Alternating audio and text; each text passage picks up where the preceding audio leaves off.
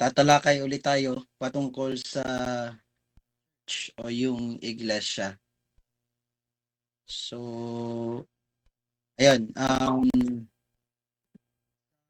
tagpong ito, ang aaralin naman natin patungkol sa iglesia, matapos nating malaman yung kung ano yung obligasyon o responsibility natin bilang isang kongregasyon. Ngayon, ang ating pag-aaralan ay patungkol sa, kung tawagin sa English ay church polity. Tama ba? Church polity or the politics in the church. So, sino ba sa atin dito yung sa magaling sa definition ang makakapag-define ng word na politika or politics or polity? Pwede kayong mag-hands up. Kung meron lang naman na nakakaalam ang maalam sa politika, baka alam nila kung ano ibig sabihin ng polity or politics. Okay? So, well anyways, sa base dito sa inaaral natin na libro, sa introduction, ang politika ay tumutukoy sa kaayusan or pag-aayos ng buhay ng sama-sama, or sa ibang translation, ang salitang polity ay nagmula sa Griego na politia, na ang ibig sabihin ay estado, pagkamamamayan o anyo ng pamahalaan. So yun yung mga tinutukoy nung salitang iyon, no? Estado, yung citizenship or yung pagkamamayan, o anyo ng government or anyo ng pamahalaan. Kasi originally, tinutukoy nito ay ang struktura o sistema kung paano inaayos at pinamamahalaan ang isang komunidad, lipunan, and sa konteksto natin ngayon, dahil nga church polity, paano inaayos at pinamamahalaan naman ang iglesia. Na alam natin, natatangi, no? Isa, banal, okay, na iglesia.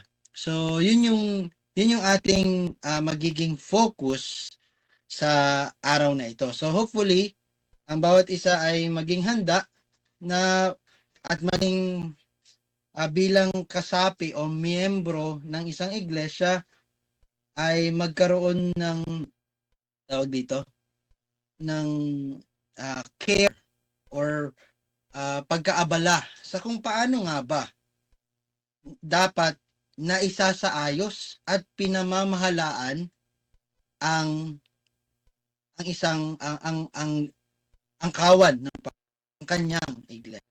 Okay? So sa definition nga na binigay sa atin ni Mark Dever, ang politika ay tumutukoy sa pag-aayos ng buhay ng sama-sama sa komunidad. Hindi lang ito tungkol sa gobyerno, okay? Hindi lang ito patungkol sa gobyerno, yung politika, okay? Ito ay patungkol din sa pamilya, trabaho, at yun nga, maging ang iglesia ay may kanya-kanyang politika. Kaya ang ating pag-uusapan ay yung tinatawag natin na the polity of the church. Okay? O yung pamamahala sa iglesia.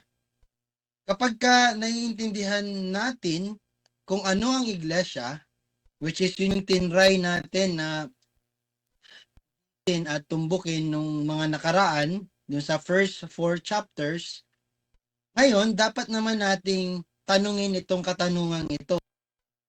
Paano dapat ayusin at pamunuan ang isang iglesia? Ulitin ko, ito naman yung dapat nating maging tanong, mga kapatid. Paano dapat ayusin ang isang iglesia? Yun yung pinaka punto na ating tatalakayin sa araw na ito. So, paano paano ba yung politika or paano ba yung pamamahala, yung pagsasaayos ng buhay ng sama-sama sa isang iglesia. Okay? So, of course, mapapasama na rin dito yung tungkulin ng kongregasyon. Okay? So, parang mas bibigyan pa natin ng linaw, kalinawagan sa ating mga sarili yung tungkulin natin bilang kongregasyon, bilang tayo ay kasama sa isang itinipon sa isang lugar. Okay? And then, tatalakayin natin sa araw na ito yung mga deacons o mga diakono, mga tungkulin nila. And sa araw rin na ito, malalaman din natin kung ano naman yung bahan ng mga diakono sa mga kung tawagin natin ay mga pastor, elder or matatanda, obispo, okay? Overseers, okay? So ano naman yung mga tungkulin ng mga ito? So makikita natin hindi lang pala sa gobyerno talaga may politika. Even sa church. At lalo na dapat sa church kasi tayo ay isang bayan ng Diyos. At alam ang Diyos ay Diyos ng kaayusan. Maaari nararapat lamang na alamin natin ang kung paano dapat isinasaayos. Okay, so the polity of the church. So, bibigyan ko lang kayo ng mga katanungan. May nag-raise ng hand? Akala ko may nag-raise. Oh, may nag-raise nga ng hand. Okay. Or stop or wait.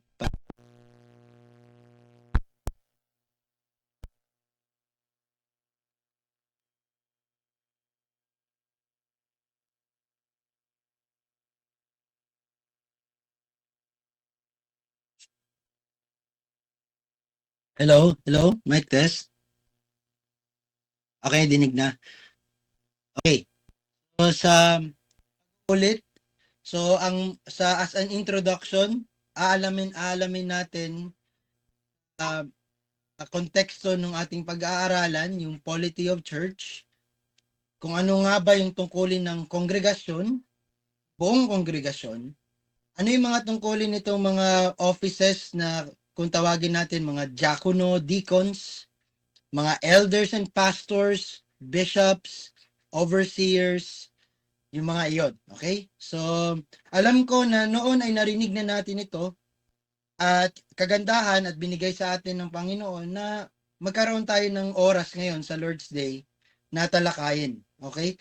So, ito yung mga tanong na pwede nating talakayin ngayon. Tatalakayin nga natin ay yung katanungan, una sa lahat, bakit mahalaga para sa isang iglesia na pag-isipang mabuti kung paano ito dapat ayusin? Kailangan nating pag-aralan, sa madaling sabi, yung church polity, kung tawagin, o yung politika or politika sa isang iglesia. Okay, akala ko ba dapat yung politika marumi. Okay? Well, in the worldly concept, but not in the concept of yung konsepto ng isang iglesia. Okay? And pangalawa naman, paano nakakatulong ang tamang pag-unawa sa iglesia para malaman ang tamang structure ng iglesia. Okay? So marahil ang sagot talagang importanteng maunawaan mo muna at maunawaan mo yung kung yung may sapat kang kaalaman tungkol sa kung anong iglesia, ano ang mga katangian nito. Nang sa ganun, mai-align mo rin doon sa mga katuruan na yon or yung ecclesiology kung tawagin, yung tinatawag na, so you see, gaano ka-importante na mag-aral talaga tayo. Okay? Kasi, ano na yun kumbaga, sunod-sunod na doon. May order kasi ng mga information na binibigay sa atin at yun nga, kagaya ng nasabi kanina, merong mga katuruan ng ang salita ng Diyos na kung tawagin ay normative o kaya ito ay kumbaga normative, kumbaga ito yung explicit at dahil explicit itong tinuturo ng salita, hayagan itong sinuturo ng salita sa atin, ng Diyos sa atin.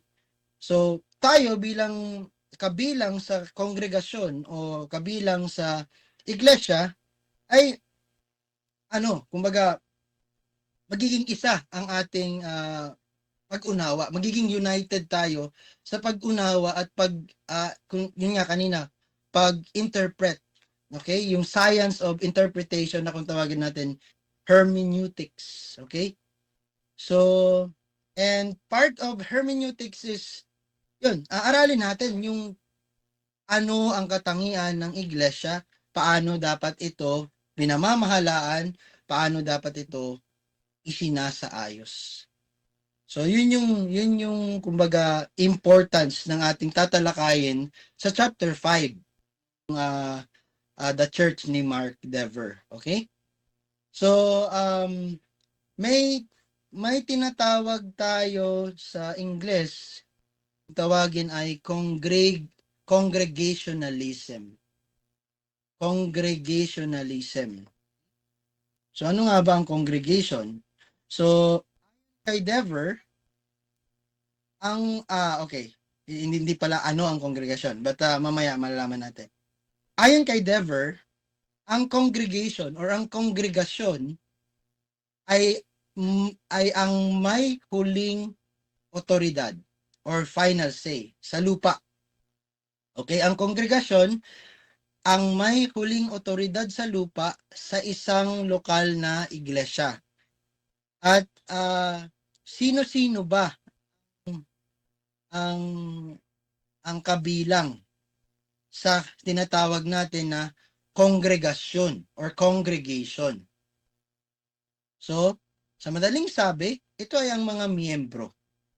Kung ikaw ay miyembro ng isang iglesia, ikaw ay ang tinatawag na kongregasyon o kongreso. Kabilang ka sa kongregasyon. So, ang mga miyembro mismo ang may pananagutan sa harap ng Diyos. Sa mga anong bagay tayo may pananagutan sa harap ng Diyos? May mga sinabi doon sa libro at iisa-isahin natin. Una, yung pagsasaayos ng mga alitan. Okay. So, ano ang sinasabi nito? Tayo bilang kabilang sa kongregasyon o bilang mga miyembro ng isang iglesia, mananagot tayo sa Panginoon or may accountability tayo sa Panginoon or sa Diyos na ulo nito sa pagsasaayos ng mga alitan.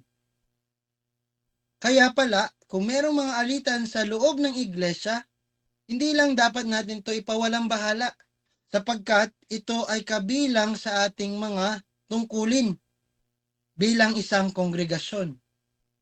Ayusin ang mga alitan. Bakit? Dahil nga nalalaman natin at naunawaan natin at ipinahayag sa atin ng Espiritu Santo na ang tinawag na Diyos na kanyang iglesia, iisa. Kaakibat na litang iisa ang iglesia ay yung word na kung tawagin unity, united. May pagkakaayos. Kaya nga, kung may mga alitan, yan ay sumisira sa unity na iyon.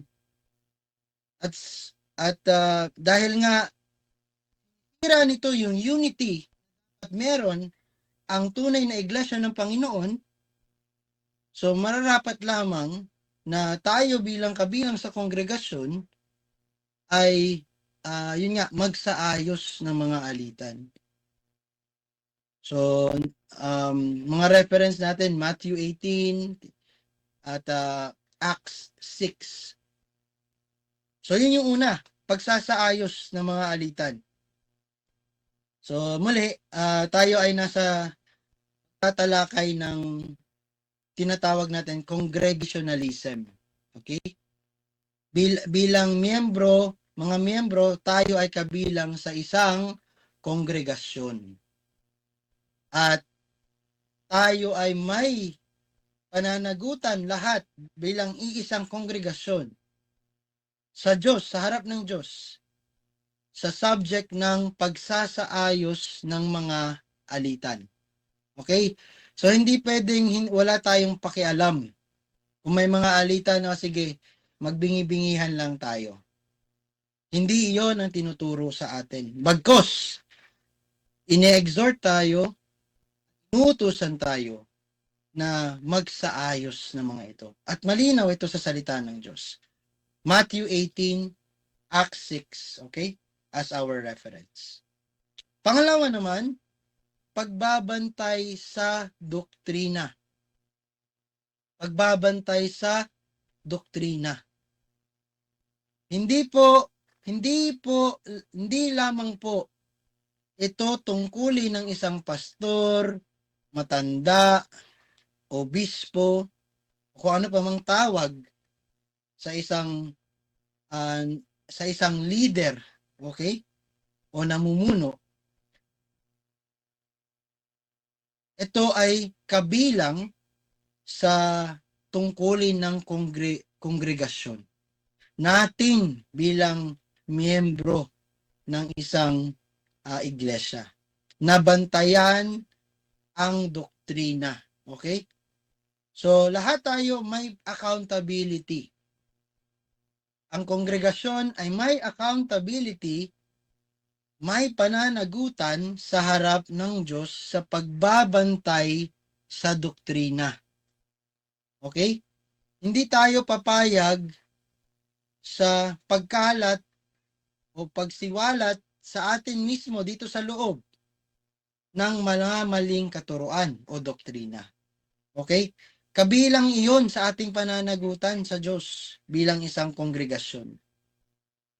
So mga reference natin, Galatians 1, 2 Timothy chapter 4.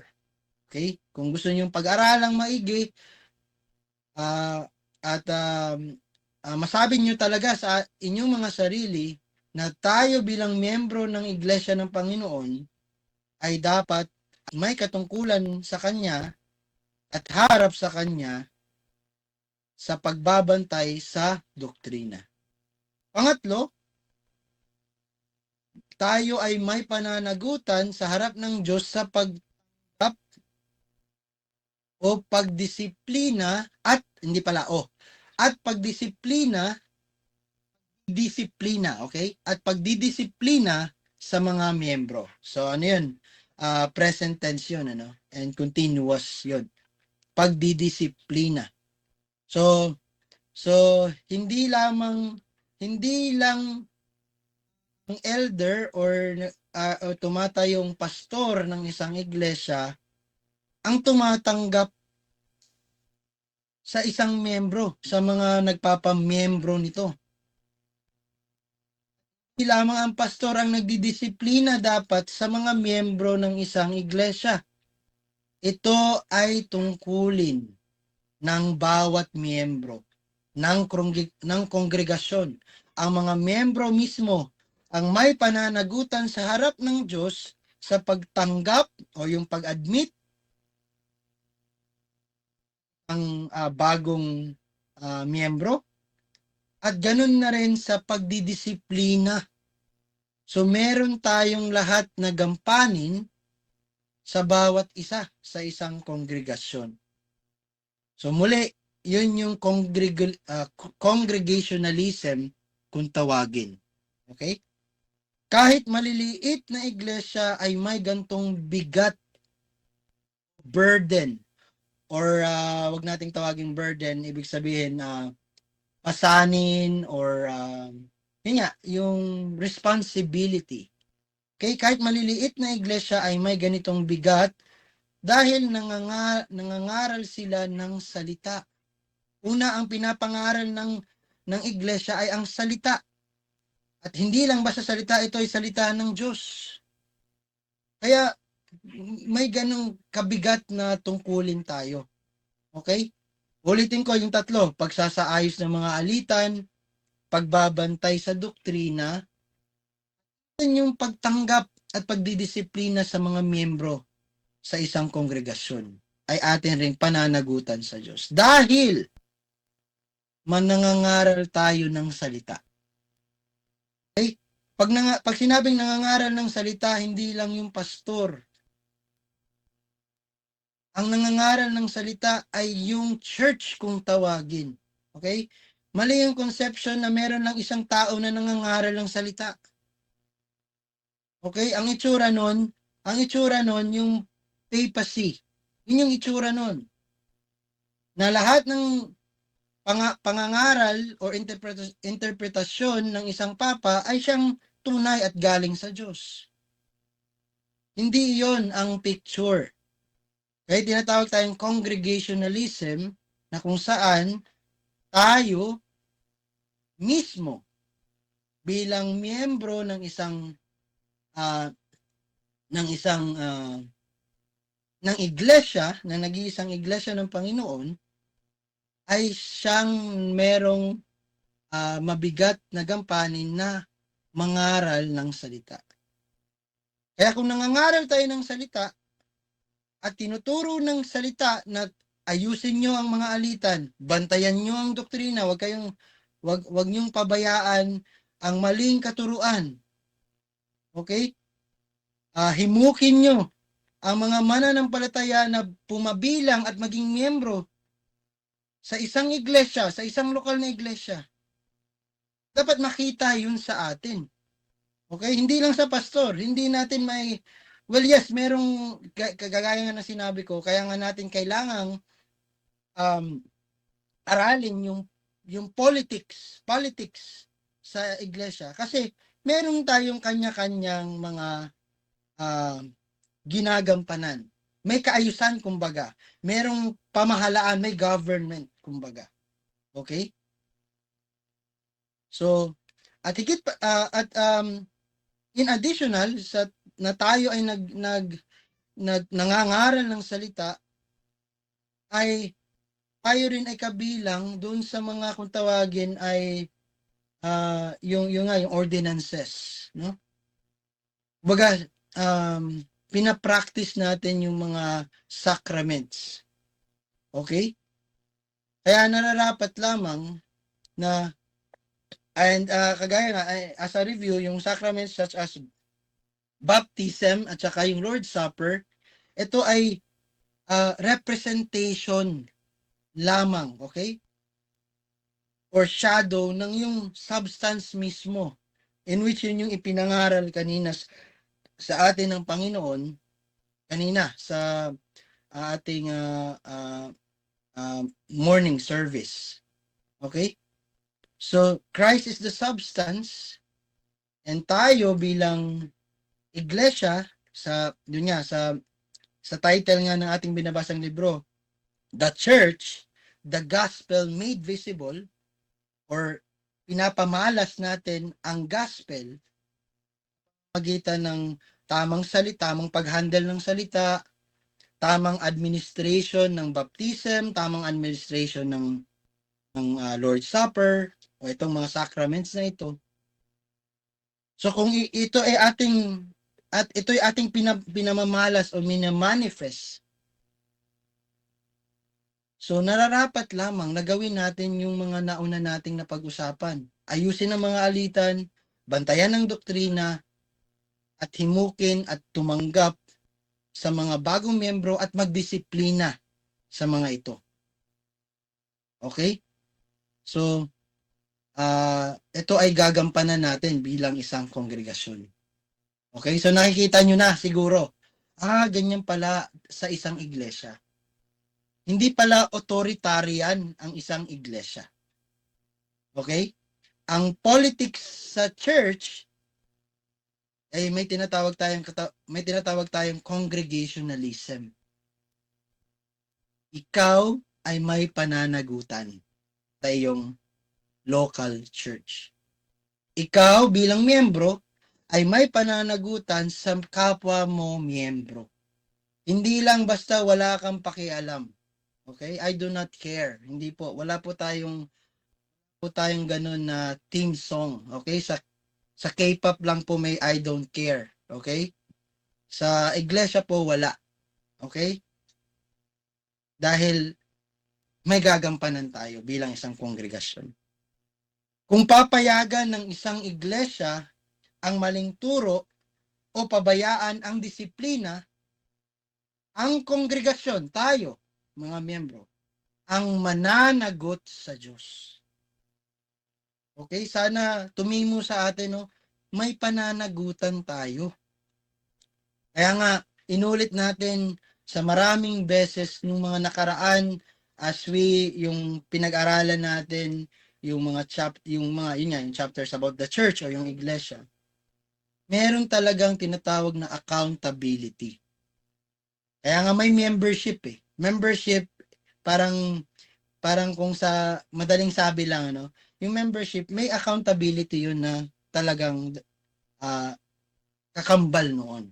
No? Pagiging miyembro, pagiging kabilang ng kongregasyon. So, naunawaan natin. Okay? So, sa hapon na ito na pag-usapan natin, okay, pag-aralan natin yung politics ng church.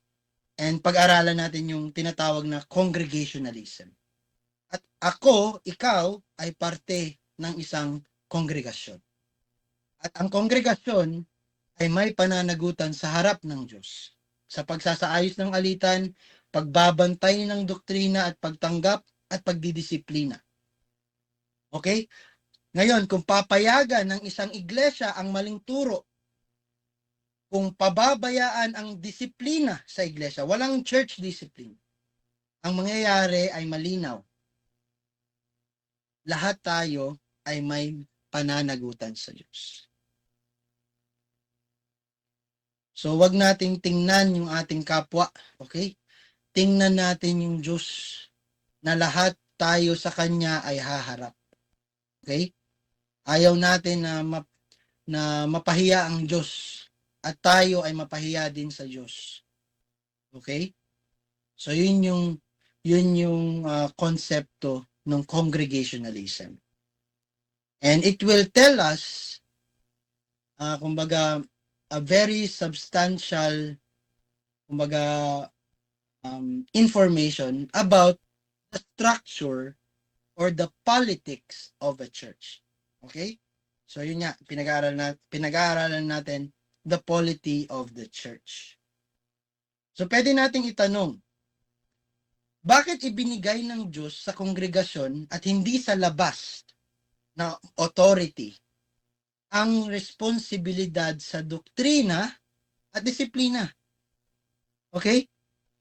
So medyo yung tanong medyo parang madaling sagutin na hindi. Bakit ibinigay ng Diyos sa atin ang responsibilidad sa doktrina at disiplina at hindi sa labas? Okay, bakit hindi sa labas? Bakit kailangan sa atin? Okay? Sana yung pagsagot natin ito ay ma-exhort tayo sa kung ano yung ini-exhort sa atin ng Holy Spirit. Yung pagtuturo sa atin tungkol sa church, tungkol sa politics of the church, tungkol sa pagiging miyembro at kabilang sa kongregasyon. Okay? So yun yung unang tanong. And pangalawa, ano ang maaaring mangyari kung pababayaan ng kongregasyon ang tungkulin ito? So yung unang tanong, bakit ibinigay sa atin yung tungkulin at responsibilidad sa doktrina at disiplina? Naman, ano ang maaaring mangyari kung pababayaan ng kongregasyon ang mga tungkulin ito?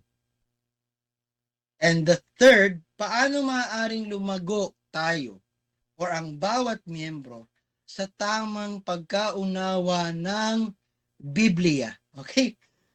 Medyo ito talagang siguro naman ay malinaw, no? Ang gustong itumbukin or tugisin sa atin.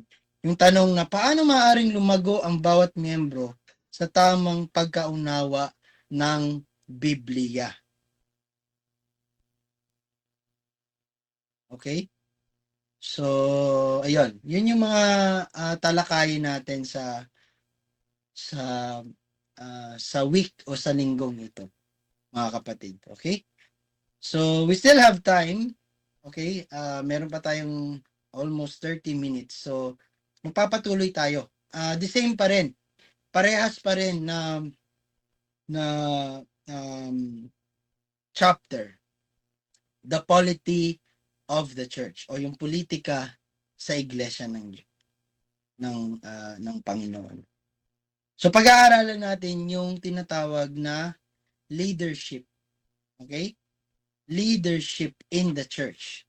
O sasalin natin sa wikang Pilipino, pamumuno o yung pamunuan ng iglesia. So ngayon na natin tatalakayin yung mga personality or mga personalidad na meron sa church. At ito yung mga personalidad na bubuo sa struktura ng pamamahala o politika sa isang iglesia. Okay?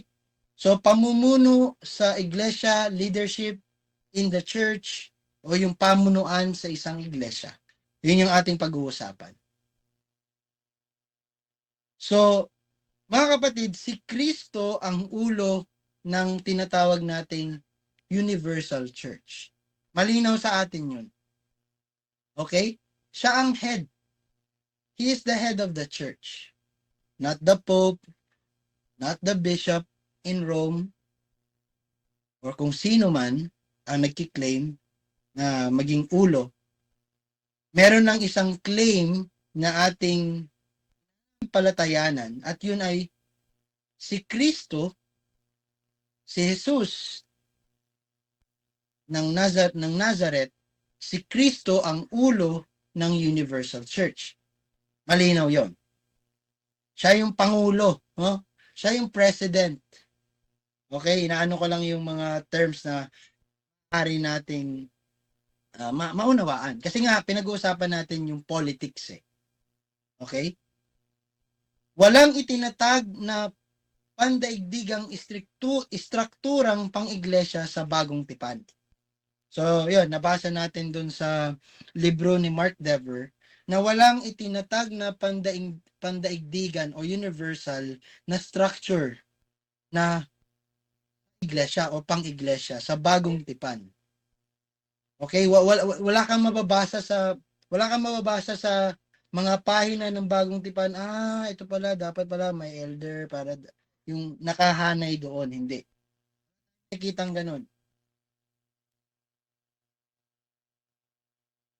Ngunit ito ay implied, no? At sa bawat pahina ng Biblia, implied ito at kumbaga evidence na rin, kumbaga kung tuturingin sa mga sa mga nababasa natin lalo na sa New Testament. Okay? Sa kung paano na-structure yung bawat churches. Okay? So, ang relasyon ng mga lokal na iglesia ay kusang loob. Hindi ito sapilitan. Okay? Isa pa yun sa dapat natin na malaman. Okay? Kaya kung ikaw ay magpapamiyembro sa isang iglesia, isang lokal na iglesia, hindi ka pinipilit.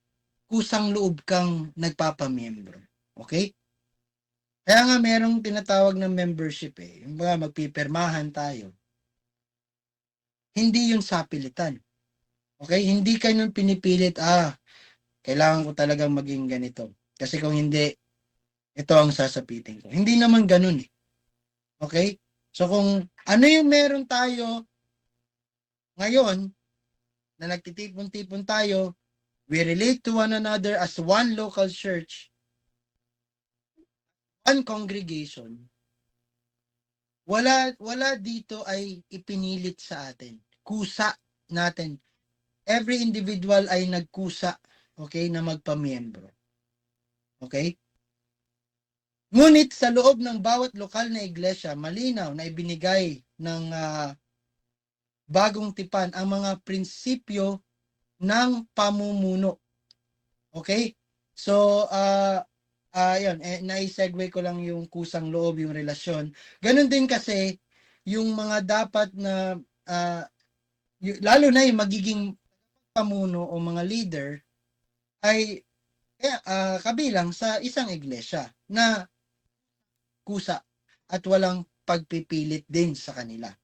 So, ito yung mga limang nabanggit na mga principles, biblical principles sa mga leaders o yung mga qualifications ng leader ng iglesia. Una na nabanggit, dapat may kwalifikasyon ang mga pinuno. So parang redundant, ano? Ibig sabihin, hindi lang basta-basta, ako ang leader. Parang ganun. Ganun yung sinasabi nitong unang principle na ito. May qualification talaga. Kumbaga dapat mag-submit ka talaga ng resume. Okay? Kung ikaw ay kumbaga magra-run ka, parang running for mayor, or kung yung tawag dito, gugustuhin ng iyong kalooban or nilolong ng isang tao na siya ay maging isa sa mga pinuno ng isang iglesia, dapat malaman niya na merong qualification. Hindi lang basta-basta, kasi may calling ako eh. Malakas yung calling sa akin eh, ng Holy Spirit eh. Kaya magiging leader talaga dapat ako. Pamumunuan ko ang His Community Church. Hindi po. Yun po yung punto nitong prinsipyong ito. Hindi lang dahil mo na ikaw ay pang leader. Hindi. Dapat dapat mayroong qualification ang mga pinuno. Okay? Hindi lang to basta putyo-putyo na okay, basta ako, grabe yung calling ko. Magiging leader talaga ako. Magiging pastor ako. Malinaw na listahan ng kwalifikasyon. Reference natin, Timothy, Titus, Acts, 1 Peter. Kinakailangan ang pagkahinog. Ito yung mga qualification. Ano lang to, kumbaga, summary na lang to, no? Nung ating naaral sa libro. So, sinasummarize ko na lang sa inyo. So, sana pakinggan yung maigi. Ito yung mga qualification. Kinakailangan ang pagkahinog. Ano sa English yung pagkahinog?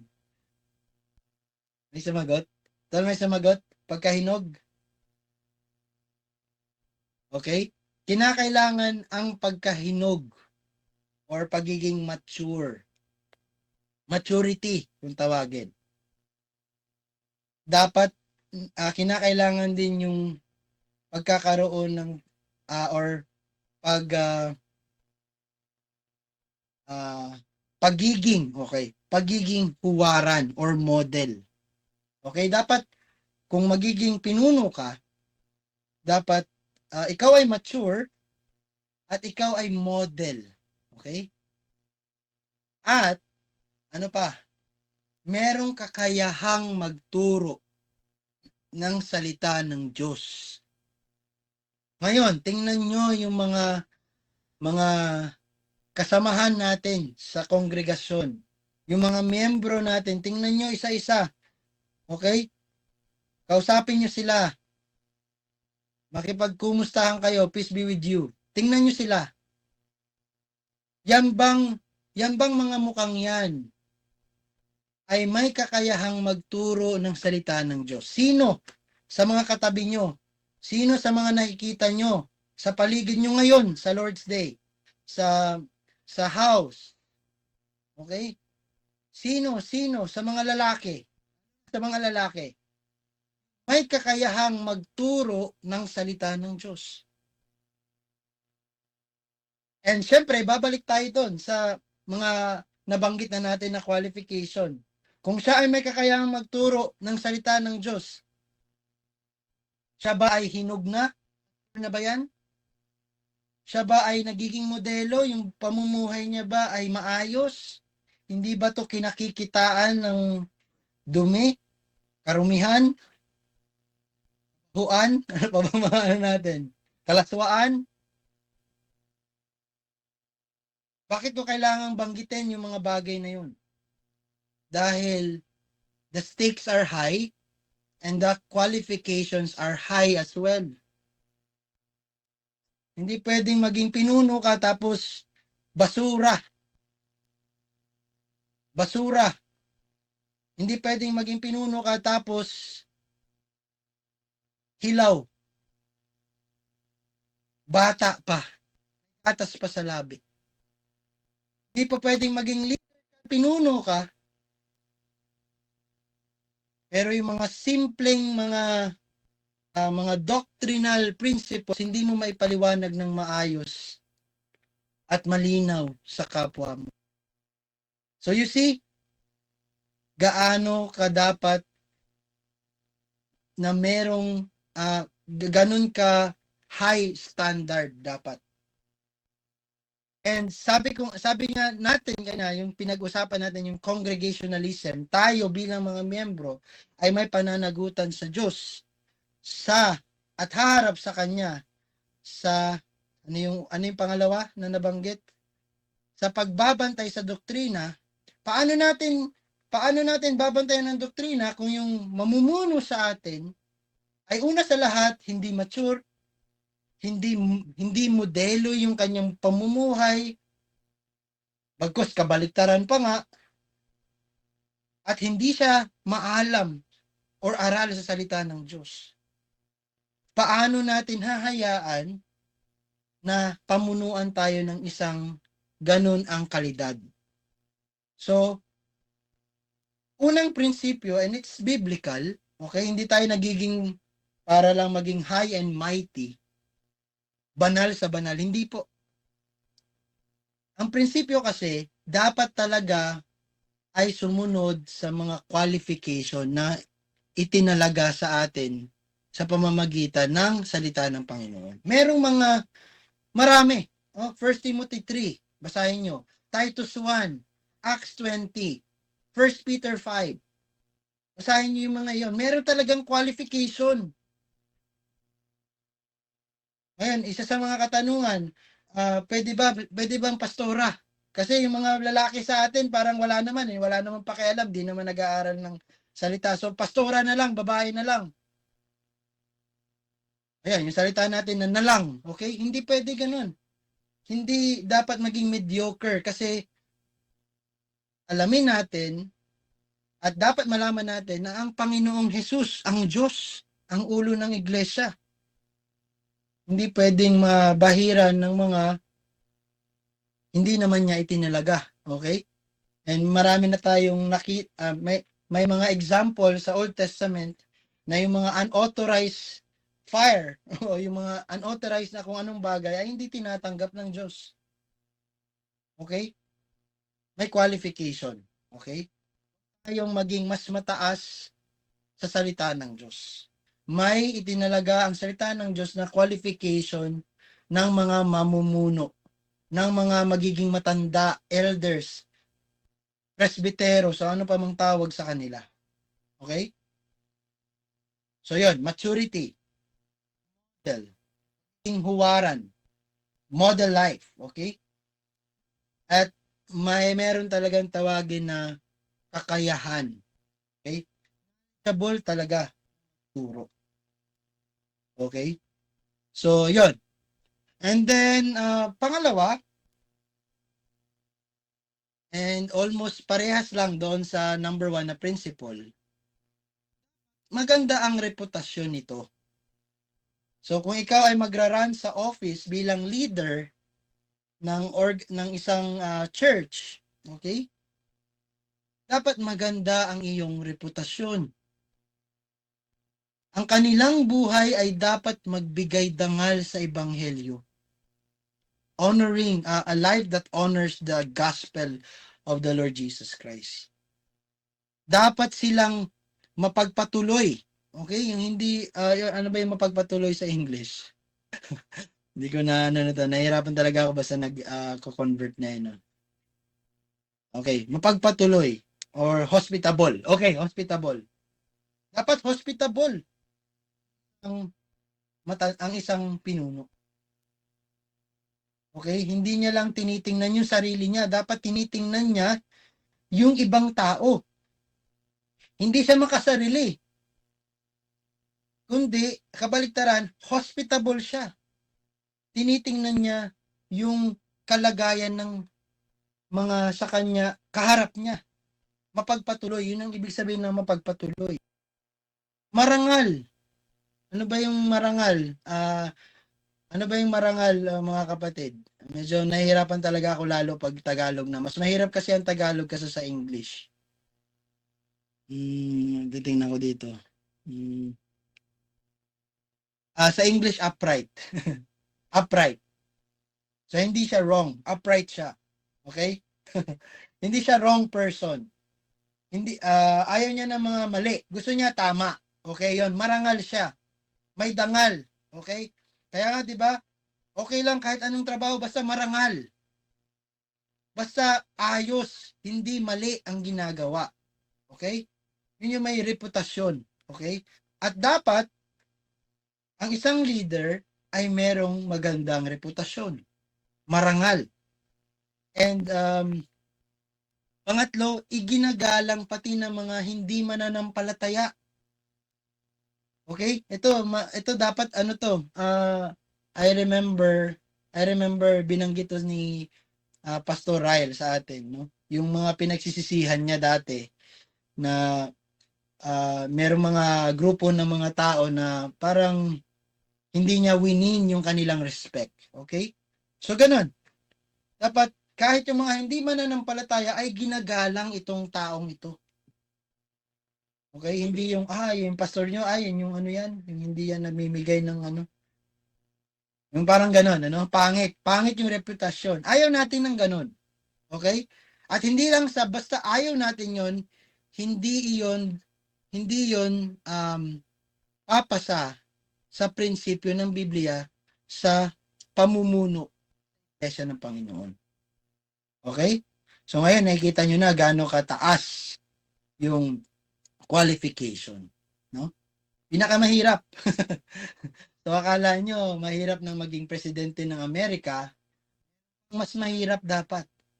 Paano kung ikaw ay atasan ng Panginoon upang mamuno sa kanyang bayan?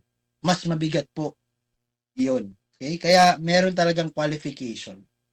Pangatlo, dapat maaaring pagsingilin ang mga pinuno. Ito, one of the principle, dapat maaaring pagsingilin ang mga pinuno. In English, leaders must be accountable. Hindi leaders must be untouchable.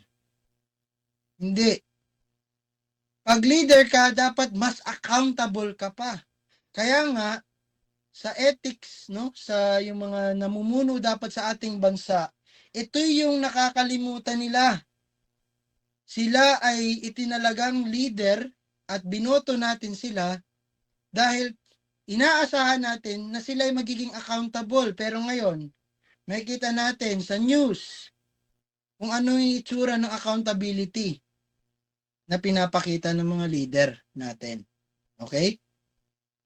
Hindi ko sinisiraan. Okay? Pinapakita ko kung gaano kasira ang isang pamahalaan kung walang accountability.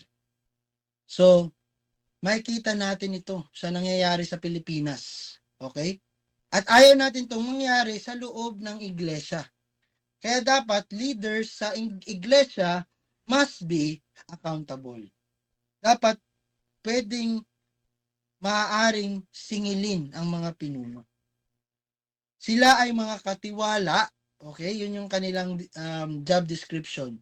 Sila ay mga katiwala, hindi mga may-ari ng iglesia.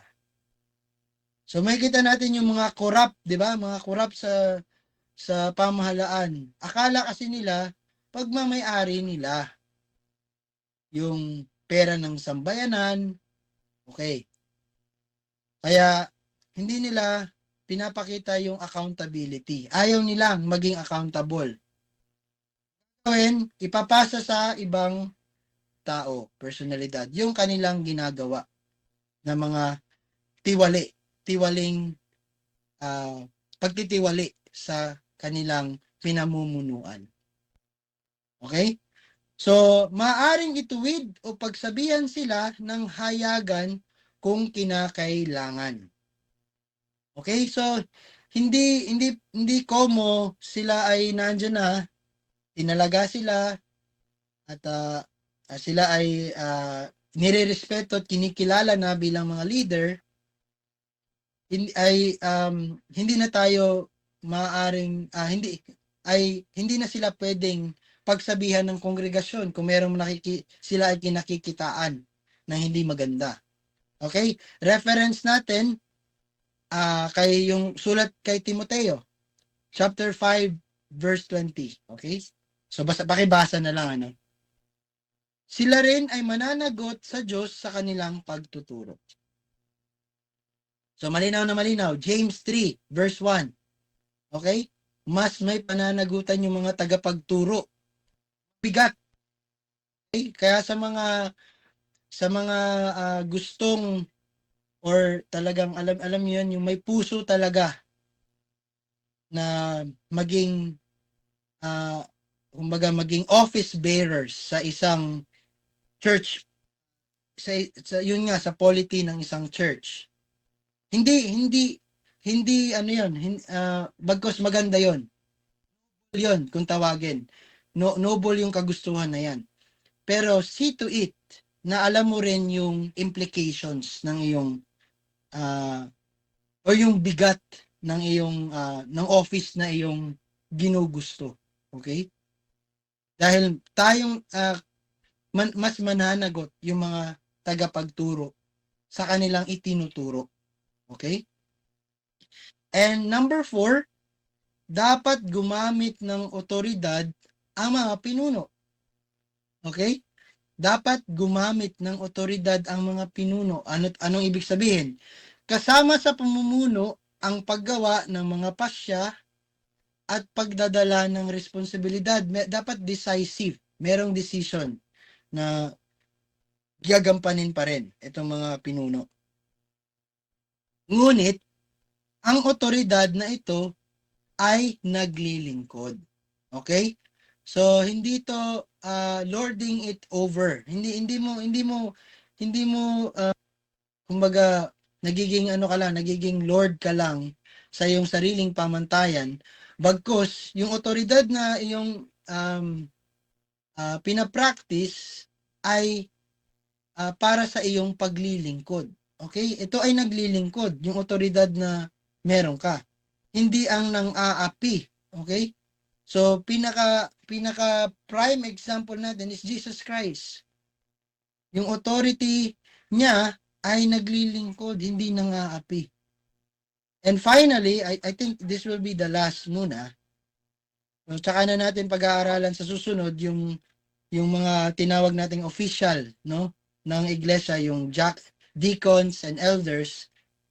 So, dahil yung time natin paubos na. So, number 5, dapat itaguyod ng mga pinuno ang paglago ng iglesia. So, ito yung goal talaga, na palaguin ang iglesia. Nasusukat ang pamumuno kung lumalago ang iglesia. Hindi sa bilang, kundi sa kabanalan at pagkaunawa sa salita. Yung dalawang po na yon ang pinaka-importante. Lumalago ang iglesia hindi lamang sa bilang. Well, maganda kung lumalago tayo sa bilang, pero ito yung main goal ng isang namumuno. Palaguin ang iglesia sa kabanalan at pagkaunawa ng salita. Okay? So sa pagtatapos, mga katanungan, bakit itinaas ng Diyos ang pamantayan para sa mga pinuno? Bakit mataas yung qualification?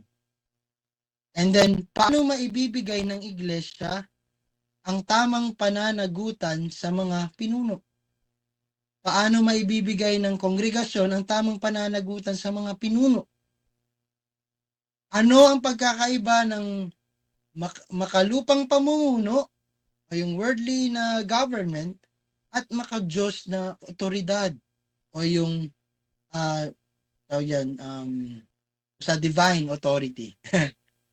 Parang ganun. And then number 4, bakit mahalaga ang kakayahang magturo para sa mga elders, para sa mga pastor? Ba't mahalaga na meron dapat silang kakayahan? Okay? So, doon na muna tayo magtatapos. Next time, next week, pag-aaralan natin yung tungkulin ng mga diakono, yung mga qualification din nila, tungkulin ng mga pastor o tagapangasiwa, and yung plurality of elders. Pag-aaralan din natin yun next time. So, God bless and happy Lord's Day once again.